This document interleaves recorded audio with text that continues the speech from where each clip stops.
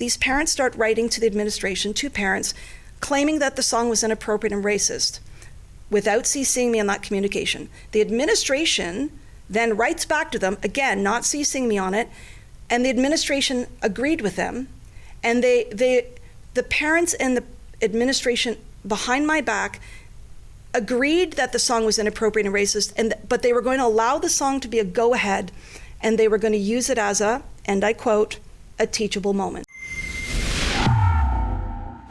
My guest today is Violet Shearer, and her story is equal parts egregious and unbelievable, but thankfully, it does have a happy ending. Here's the skinny. Violet is a retired music teacher who worked for the Toronto District School Board, but her career hit a bizarre road bump in May 2016 when she led a performance of elementary students in a song entitled Land of the Silver Birch. Alas, a few parents in attendance complained to the school administration, alleging that the song was inappropriate and racist. That led to an email from the administration to the entire school community, branding the performance as indeed being inappropriate and racist, and by extension, Violet being inappropriate and racist. It was defamatory, to be sure, but Violet fought back, commencing a defamation lawsuit against the TDSB to clear her reputation. And almost 9 years later, we finally have closure. Spoiler alert, Violet was victorious.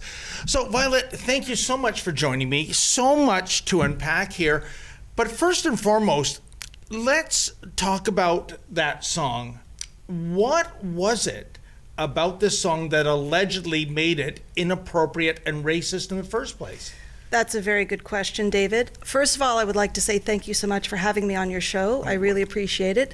This is the first time I'm speaking publicly about this issue, so I appreciate the grace that you've given me to tell my story here. Now, back to the song. That's a really good question. In 8.5 years of litigation, I never did get the answer to that question. What? I never got the answer to the question. So, but that's the crux of the matter. Well, for example, when I did discovery, I wrote down 600 questions. A lot of those questions for discovery to the defendants were questions pertaining to the defense of truth or truth of defense with respect of is it true or not? And I asked them questions. Well, how is that song inappropriate and racist? And I never, dozens and dozens of questions, and I never got a straight answer. This is outrageous. And by the way, I forgot to add, you did self-represent. You didn't have a lawyer Correct. handling your case, which makes this story, I think, all the more fascinating. So for starters, they don't know why the song was racist and inappropriate. My paddles keen and bright, flashing with silver, follow the one whose flight dip, dip and swing. Dip, dip, and swing her back, flashing with silver. But a couple of parents, due to whatever agenda, thought it was, and they complained, and they took their complaints as gospel and went on this, I guess, defamation against you in terms of performing a song that is racist and inappropriate, but we don't know why it's racist. This sounds like a Monty Python sketch. I wish it were funny, and I wish it were were untrue. But you're nailing it correctly. But this is where the story takes the most interesting turn. What I would later find out later in the case is the administrators who wrote the defamatory email, or alleged defamatory email, if you will. In my position, it's defamatory. I will always maintain that assertion. The principal in creating the defamatory words would cut and paste, word for word, including syntax and grammar mistakes, the words of an email sent by one of the parents, who he himself cut and pasted the words from Wikipedia. Huh. So, and this was Wikipedia 2016, and one of the little studies I've had to do over the last number of years is use the Wayback Machine, an extension on Google, and track Well, when and how often does the particulars of Land of the Silver Birch on Wikipedia transform and change? Frequently and often, enough that as an academic I can tell you Wikipedia is not a credible source. What I came across in terms of the controversy of the Land of the Silver Birch, some argue that the song glorifies a romanticized version of Indigenous life, to which I say, so what? Don't all songs glorify something? Well, it's even a little bit more complicated than that. If I were to put on my musicologist hat, which is one of the things I do as a music teacher, I can tell you that the origins of Land of the Silver Birch is a genuine and authentic Ontario campfire folk song circa 1920. But what we do know about the song itself is it's an authentic Ontario summer camp folk song. Yeah. Now, about 1/3 of the people I meet know the song right away and they'll start singing it to me. About 1/3 will be like, seems familiar, and about 1/3 won't know the song at all. I was libeled in 2016, and in 2017 it was the 150th anniversary of Canada. And there were concerts all across Canada with a Canadian theme celebrating Canada's birthday. And I respectfully submit that Land of the Silver Birch is to O Canada as America the Beautiful is to the Star-Spangled Banner. Interesting. So in all of these concerts across Canada, one of the most sung songs in 2017, more than a year after I was libeled, would be Land of the Silver Birch. If you go on YouTube and you just Google Land of the Silver Birch Toronto, you'll get to see all of the Toronto choirs, including the Singing Out Choir as an example from 2017. They're wearing their proud red and white little scarves, and they've got a silver birch backdrop, and they're singing a beautiful Canadian composer arrangement of the song. I'm very pleased to report that October 2024, the lawsuit, after more than 7.5 years, finally settled. And it settled on the eve of trial with the court's help, with extensive help. And one of the things that I won out of that settlement was, first of all, the ability to speak freely about my case. And another thing that I won was a public apology. It's a really big deal. I don't know of any other teachers who've ever gotten a public apology for this type of situation. Although I will also say this type of situation I would think is rather rare. I haven't heard of any other defamation cases with respective teachers. One of the motions, we started at a $75,000 claim for damages, and after certain evidence was revealed to me, just by happenstance, it wasn't revealed to me by the defendants, it was revealed by other people, we had to reassess the value of the lawsuit from $75,000 to $1 million. Wow. Another motion that I had to do right off at the beginning was what's called a jurisdictional motion. So I did go to my union at the very beginning and ask them, is this a grievance? Elementary Teachers Federation of Ontario.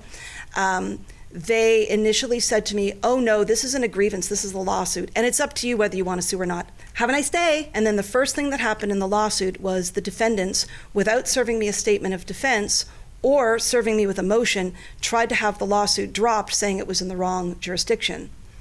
So they played hardball right out of the gate with me as a self-representing litigant. It was just by chance of my spidey senses were tingling that I went down to the courthouse, checked the court file to realize they had filed a motion without serving me a statement of defense or serving me with that motion, trying to get the lawsuit dropped. So that, we then had to backpedal. I made them do things properly. And then I had to argue pure tort law in November 2017. When is something a grievance? When is something a lawsuit? When is it both? When is it neither? When is there crossover? I had to give precedence where there was none before. I won that motion that the board put me up on. By the way, the board tried to argue that it was a grievance, but the union told me it wasn't a grievance. So one side's playing off, so the union and the board Crazy. are, right? So I'm caught between a rock and a hard place. I had, in order to proceed with the lawsuit, I had to argue that it wasn't a grievance using pure tort law, which I would later find out that is something that even seasoned lawyers don't get to do in the course of their career. So that endorsement order, I've given you the case file number for that. You can share that. That's public record in a public court of law. And now that motion has been written up in Canadian labor law this big legal treatise that's like $1,200 of a legal textbook. This little endorsement order has been written up in Canadian Labor Law, 2nd edition, Chapter 12, Collective Agreements, because I made precedents in Canada. Incredible. And we should mention, again, you told me this off camera, Violet, you were looking at previous cases, especially defamation cases, involving one particular person who is near and dear to my heart. Tell us about that. Well, one of the things I did as a self-representing litigant to help me study as a self-taught self-representing litigant, although I will get into the fact that I did have a support in the background, is I read every single defamation case involving Ezra Levant. So there's a number of cases where he's the plaintiff and a number of cases where he's the defendant. I'm like, oh, he's been on both sides of the fence. This is interesting.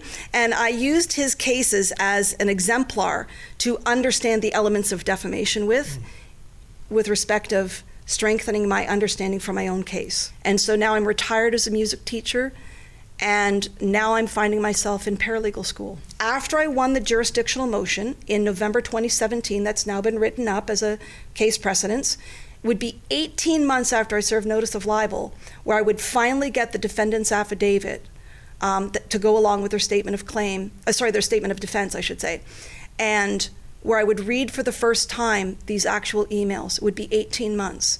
And the TDSB violated the TDSB Parent Concern Protocol, and they violated their own human rights policy in the process. And I'm reading 18 months after I was libeled for the first time that there were real parents really complaining behind my back. One of the two parents in writing would say that it's an egregious example of racism and an educational debacle. And the principal would fail to bring that to my attention. There were meetings that took place afterwards. I was not CC'd on anything. I wasn't informed or apprised of anything. The only thing I had to go on at the time I served notice of libel was the actual defamatory email, the apology email. In the lack of transparency is outrageous. And the other thing, Violet, is that why didn't school board personnel consider this concept? Maybe the parents, the two cranks complaining, have it wrong. Maybe there's no there when it comes to this song being racist, but they took it as chapter and verse that it was, went ahead with this, kept you out of the process. Unbelievable. Some other good news. You are the winner of the 2025 Richard Bilkszto Award. Tell me what that award is all about. And speaking of the TDSB acting badly, tell us the story of Richard Bilkszto. So it's Richard Bilkszto. Bilkszto. Pardon me. Now, I don't speak for the Friends of Richard Bilkszto, so I would direct your attention to the Friends of Richard Bilkszto, and if you go on their website, you can learn more about his story. Okay. From what I can tell you of his story, he was a TDSB principal, and he was in a DEI workshop online with 200 other principals. I'd have to double check the dates for you, but it was under COVID, under the COVID stuff, and it was online. And the leader of that workshop was a woman named, I don't know how to say her name, either Kike Ojo Thompson or Kike Ojo Thompson. Mm-hmm. And in that, she made some really what I would describe as racist commentary against him. And he was just speaking up. And from what we know about Richard, he was the opposite of a racist. He was a salt of the earth type of human being. Yeah. He worked a lot in the adult schools. The adults loved him. They thought he was a great principal. There is a TVO, The Agendas with Steve Pakin's episode that you can look. The last time we ever see Richard Bilkszto publicly, he's on the agenda with Steve Pakin arguing against the removal of merit-based schools here in Toronto. So he was trying to preserve, application-based schools for gifted and talented students. We can't have that, sure. So anyway, long story short, so he was bullied online in front of 200 of his principal peers. He came back for the next week and he was bullied again. With that, he goes on WSIB. WSIB conducts an investigation. They make a finding. WSIB makes a finding that yes, this is harassment. They award him compensation for that. He then proceeds to sue the TDSB for defamation. And he had a lawyer for that. And then I believe the TDSB cross-sues Kike Ojo Thompson. But nonetheless, 2 years into that defamation lawsuit, Richard Bilkszto committed suicide. Couldn't take the stress. He jumped off the 16th floor of his balcony. What do you say to somebody like you, like Richard, that is in the education system and maybe because of some crazy woke agenda, they're being bullied, they're being branded as racist, they're being harassed? What is the advice you have for them after this ordeal you've gone through? Well, the first thing I would say is don't suffer alone. Don't suffer in silence. Get help. So I would say that part of my success has been I've had an entire support team around me for the last 8 years. I've had my mentors and friends and music colleagues backing me up. I've had background legal support, though my friend couldn't help me as representation. I had a lot of legal help and support. I had a lot of medical support. So when I had my stress and dark days, I had support right there for me to walk me through the darkest hours. I would also say you need to, if you're a teacher, for example, you need to be, first of all, you do need to speak to the union. But if the union goes belly up on you, like the union did for me, and more on that story coming later, unfortunately there's more litigation yet to come on that. If the union goes belly up, do not be afraid to seek independent legal counsel. Now, I know there's not a lot of lawyers out there who have that specialty in education law, which is why I'm in paralegal school today. I'm in a 12-month accelerated program, and my goal is to become a paralegal who provides representation in administrative law, employment law, education law for teachers. And with respect of me, I have 30 years experience in the business. So the main thing I would say if you're suffering, if you're being bullied, you're being harassed, don't suffer alone. Speak up. The other thing I would say, besides speaking up, is document and report. Document and report. You put everything in writing. Even if it's in an email, put it in an email, put it in writing, document and report. We see school boards, they are bastions of wokeness. It seems that you have to almost be a quasi-Marxist to be part of a school board. They go after you for allegations that they cannot prove of inappropriate and racist material in a song.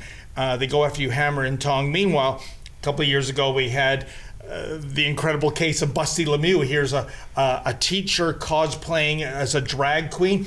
Nothing we can do, breaking any kind of a dress code, safety standards because he's a shop teacher. What the hell is going on with the school boards and in the Department of plenty of blame to go around? Why is the Ministry of Education not stepping in and saying enough of this nonsense? They have the power to dissolve school boards, but it seems that, if you will, the lunatics are in charge of the asylum. Well, I can speak from my case. Because my case, I was libeled as a racist or branded as a racist in 2016. I got to watch the evolution of this dogma steamroller out in real time. So Rebel News is 10 years old now? Correct. So just after Rebel News was formed, I was libeled. And so as you're producing your broadcast, I'm dealing with this lawsuit in real time. And then we have Jordan Peterson, and he's going through his whole things. Yep. And he's going through it in real time, and I'm going through it in real time. So almost like one of my consolations throughout all this, when things got really cuckoo land, I'd be like, okay, what are they doing at Rebel News today? Okay, what are they doing on Jordan Peterson today? Click. And I'd be like, oh, it's not just me in cuckoo land. Yeah. So I've gone through this evolution alongside people like yourself and Jordan Peterson and whatnot, where you're going, wait a second, I thought Canada was not this. Yeah. And suddenly it is. So I've been watching it unfold in real time as well.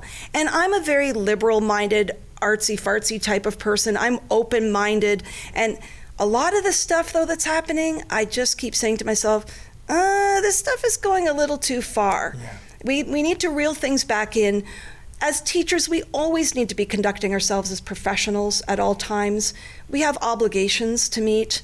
It's not our job to teach political ideology in school. It's our job to teach math, English, reading, writing, and I would respectfully submit music, and a children's campfire folk song is just that. I don't know how you can punch ghosts in the dark and find something that's not there. It's not there. Yeah. And what I would say is what we need to do is to continue to speak truth to reality and continue to demystify. I'm not I would say, an expert on this kind of rollout in the school system per se. I have a colleague named Melanie Bennett who has her own YouTube channel. She's really hot to trot on breaking down all of this propaganda in schools better than I am. I'm just grateful that I got out with my, by the skin of my teeth, and I was successful in upholding and restoring my professional reputation. Well, Violet, I got to tell you, I agree. We have to have a reboot. We have to get back to basics, the 3 R's. I mean, right now we can see by the scores, little Johnny and little Janie can't spell cat if you spotted the C and the T, but they can tell you chapter and verse the 128 genders on the spectrum, and so that's how crazy it is. I know you're doing great in paralegal school, if you will. You're getting 80s and 90s, so you're acing the course. And I want to wish you good luck with your career. I know you can't tell me what the settlement is. I think whatever it is, it's not nearly enough for the hell you've gone through these past 9 years by a taxpayer-funded bully pulpit. Let us never forget. Last word goes to you, Violet. I would say keep singing and keep You don't want to hear me sing. I can teach anyone to sing, David. Keep singing and keep speaking truth to power. Keep speaking up. If it's nonsense, say something. If it's nonsense, if it affects you, speak up. Don't stay silent. So often we tend to cower when there's this encroachment of this dogma rolling out on us. Don't lay down. Don't let the steamroller roll over you. Stand up, tall, and speak your truth, and keep debunking the nonsense. Violet, you're an inspiration. Thank you so much. Thank you. It's a pleasure. Thank you. Go to our petition. Go to stopclassroomgrooming.com. That's stopclassroomgrooming.com. Sign the petition, and while you're there, if you're able to, please make a donation so that Rebel News can continue to bring you the other side of the story.